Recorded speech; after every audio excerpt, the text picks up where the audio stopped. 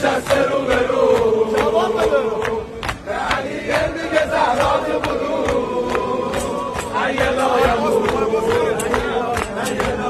رو یه جوری بگو خوری چشم منکرای مولا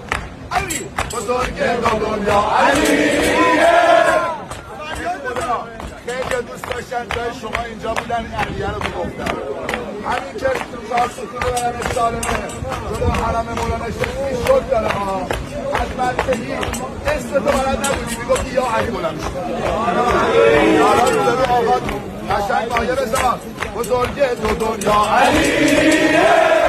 همه قصد دریا علیه